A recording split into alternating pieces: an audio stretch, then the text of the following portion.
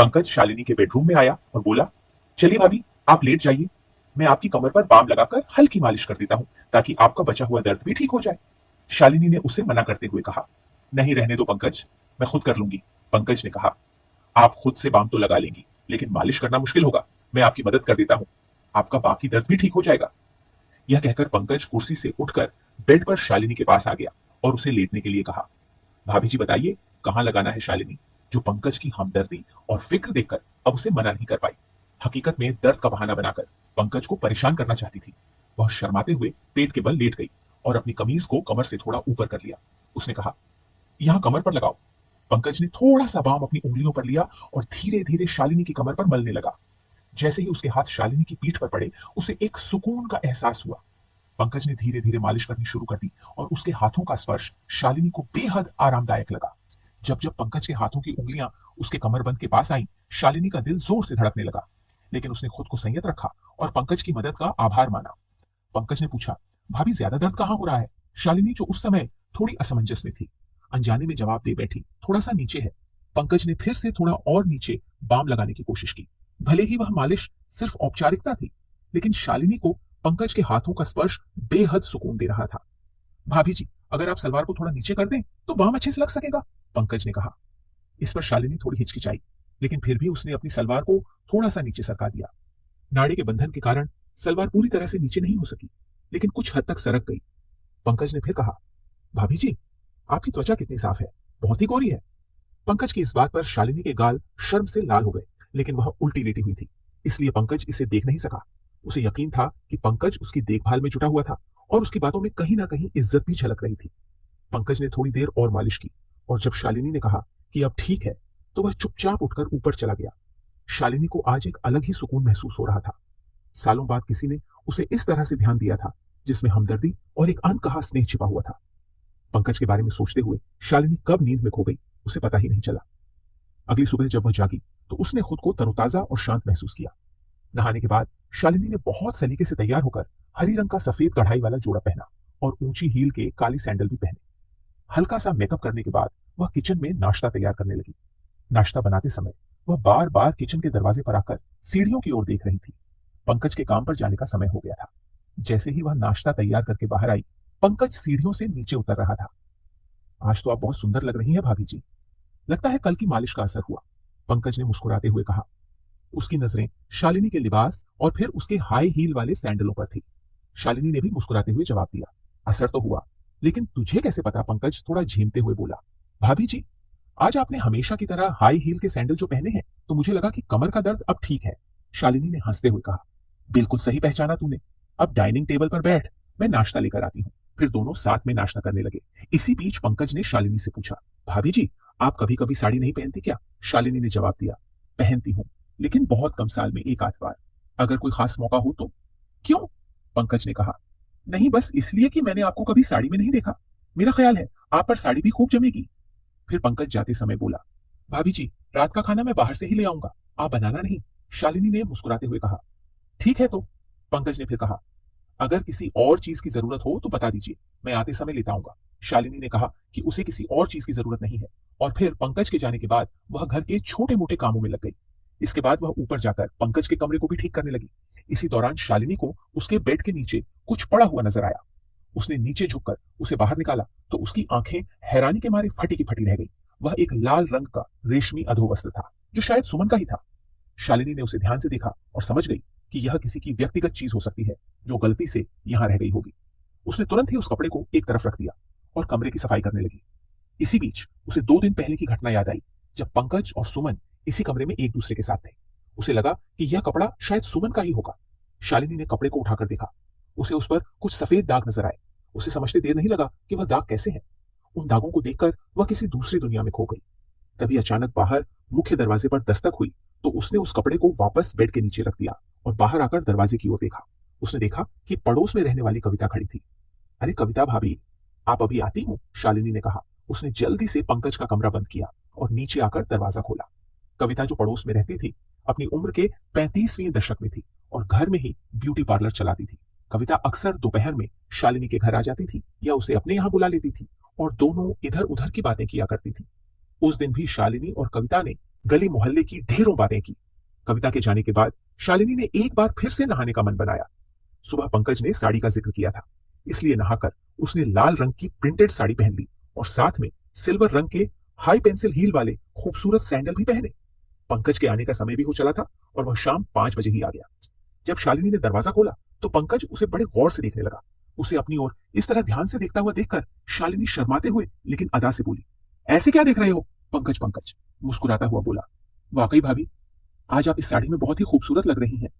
यह कहकर वह अंदर आ गया। वह साथ में रात का खाना भी लाया था। भाभी, मैं रात का खाना लाया हूं, आप बाद में इसे गर्म कर लेना, मैं ऊपर जा रहा हूं फ्रेश होने के लिए। क्या आप एक गिलास शरबत बना देंगे प्लीज? शालिनी ने उसकी ओर मुस्कुराते हुए देखा और कहा, हाँ क्यों नहीं। इसके बाद पंकज ऊपर चला गया और फ्रेश होकर जब नीचे आया तो उसने एक आरामदायक टी शर्ट और शॉर्ट्स पहना हुआ था। शालिनी ने शरबत बनाया और उसे अपने बेडरूम में ले आई क्योंकि वहां कूलर लगा हुआ था। पंकज रूम में आकर बेड के सामने कुर्सी पर बैठ गया और शालिनी भी बेड पर टांगे नीचे लटकाकर बैठ गई। दोनों ने इधर उधर की बातें की। इस दौरान पंकज ने शालिनी से पूछा, भाभी, अब आपकी कमर का दर्द कैसा है? शालिनी मुस्कुराते हुए बोली, अरे अब तो मैं बिल्कुल ठीक हूं, कल तूने इतनी अच्छी मालिश जो की थी। पंकज ने अपना शरबत का गिलास साइड टेबल पर रखते हुए कहा, भाभी आप आराम से लेट जाइए, मैं एक बार और बाम से आपकी मालिश कर देता हूं ताकि आपकी तबीयत और भी अच्छी हो जाए। शालिनी ने मना करते हुए कहा, नहीं पंकज, मैं अब बिल्कुल ठीक हूं। लेकिन पंकज ने इसरार करते हुए कहा, भाभी आप मेरे लिए हमेशा इतना करती है, क्या मैं आपके लिए इतना भी नहीं कर सकता? चलिए लेट जाइए। शालिनी उसकी बात को टाल न सकी और खाली गिलास टेबल पर रखते हुए बोली, अच्छा बाबा, तू मानता नहीं लेटती हूँ, पहले सैंडल तो उतार दूं। सैंडल उतारने की जरूरत नहीं है भाभी, इतने खूबसूरत सैंडल आपके हसीन पैरों की खूबसूरती को और भी बढ़ा रहे हैं, आप ऐसे ही लेट जाइए, पंकज ने थोड़ी चंचलता से कहा। शालिनी को उसकी बात पर हंसी आ गई और वह उसकी बात मानकर बेड पर लेट गई। उसने साड़ी पहनी हुई थी, इसलिए उसकी कमर पंकज की नजरों के सामने थी। पंकज ने बाम को अपनी उंगलियों पर लगाया और शालिनी की कमर की मालिश करने लगा। शालिनी ने पंकज से पूछा, एक बात बता पंकज, तुझे मेरे ऊंची हील वाले सैंडल बहुत पसंद है ना? पंकज थोड़ा शर्माते हुए बोला, जी भाभी, आप सही कह रही हैं, आपको अजीब लगेगा, लेकिन मुझे महिलाओं के पैरों में हाई हील वाले सैंडल बहुत आकर्षक लगते हैं और आप तो हमेशा ही हाई हील की सैंडल या चप्पल पहने रहती हैं। शालिनी मुस्कुराते हुए बोली, अरे इसमें शर्माने वाली क्या बात है, और मुझे कोई अजीब नहीं लगा, मैं तेरे भावनाओं को समझती हूँ। पंकज के हाथों से हो रही मालिश से उसे बहुत आराम मिल रहा था। पंकज के हाथ धीरे धीरे नीचे की ओर बढ़ने लगे। शालिनी के मजाक के मूड को देखकर पंकज ने भी थोड़ा हिम्मत दिखाते हुए कहा, भाभी आपकी त्वचा कितनी नरम है, अगर आप चाहे तो साड़ी को थोड़ा नीचे कर लें ताकि मैं अच्छे से मालिश कर सकूं और साड़ी भी गंदी नहीं होगी। शालिनी ने थोड़ा शर्माते हुए साड़ी को थोड़ा ढीला कर दिया ताकि मालिश में आसानी हो सके। उसे पिछली रात की मालिश से बहुत सुकून मिला था, इसलिए उसने ज्यादा नानुकर नहीं की। जैसे ही शालिनी ने साड़ी को ढीला किया, पंकज ने धीरे से साड़ी को और नीचे कर दिया ताकि वह अच्छी तरह से उसकी कमर की मालिश कर सके। लेकिन उसी समय शालिनी को एहसास हुआ कि उसने जल्दबाजी में कोई गलती कर दी है और उसे थोड़ी असहजता महसूस हुई। उसने तुरंत स्थिति को संभालते हुए साड़ी को सही किया और पंकज को रुकने का संकेत दिया। पंकज ने बिना कुछ कहे धीरे धीरे शालिनी की कमर की मालिश जारी रखी, जिससे उसे गहरा सुकून मिल रहा था।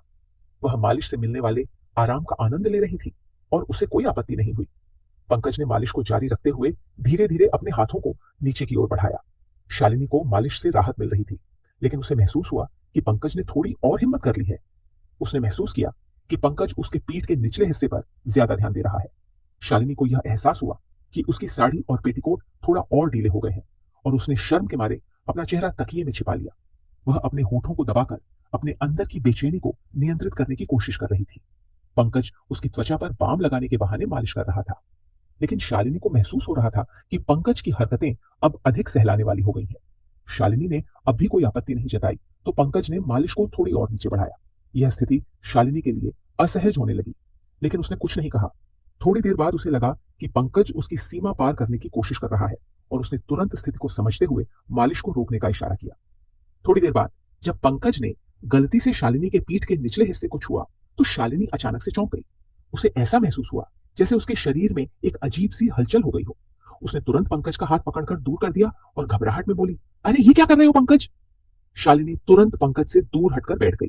वह पूरी तरह से हैरान और घबराई हुई थी और पंकज भी इस स्थिति में खुद को असहज महसूस करने लगा।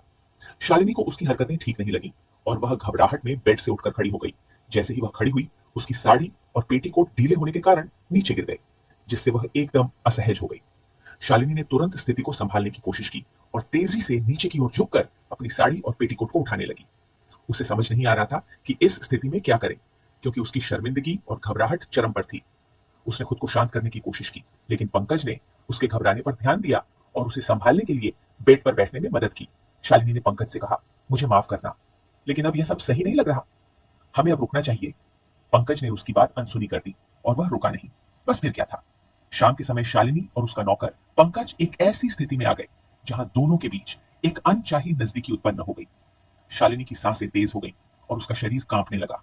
उसके मन में एक अजीब सी हलचल थी जिससे वह खुद को संभाल नहीं पा रही थी।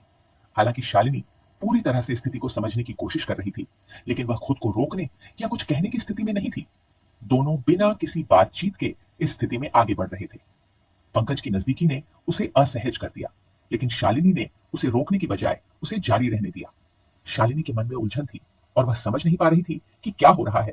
उसके दिमाग में एक सन्नाटा था, जबकि उसका शरीर एक अनचाही स्थिति में फंस गया था। पंकज ने इस नजदीकी को बढ़ाते हुए शालिनी के शरीर को अपने तरीके से महसूस किया, जिससे शालिनी और भी ज्यादा असहज हो गई। आखिरकार शालिनी ने महसूस किया कि स्थिति बहुत आगे बढ़ चुकी है और उसे अब रोकना ठीक नहीं होगा। फिर वह सब आखिरकार शालिनी ने महसूस किया कि स्थिति बहुत आगे बढ़ चुकी है और उसे अब रोकना ठीक नहीं होगा। फिर वह सब कुछ हो जाने के बाद फिर से सन्नाटा पसर गया, जैसे कि किसी तूफान के गुजर जाने शांति होती है। उसने तुरंत पंकज को पीछे हटने को कहा। शालिनी खुद को संभालते हुए अपनी सांसों की सयामत करने लगी। थोड़ी देर बाद पंकज को अपना सिर झुकाए कमरे से बाहर निकल गया। तो दोस्तों, यह थी हमारी आज की छोटी सी कहानी। अगर आपको यह कहानी पसंद आई हो तो इसे लाइक करें और अपने दोस्तों के साथ शेयर करें। आगे भी ऐसी ही रोमांचक कहानियों के लिए हमारे चैनल को सब्सक्राइब जरूर करें। धन्यवाद।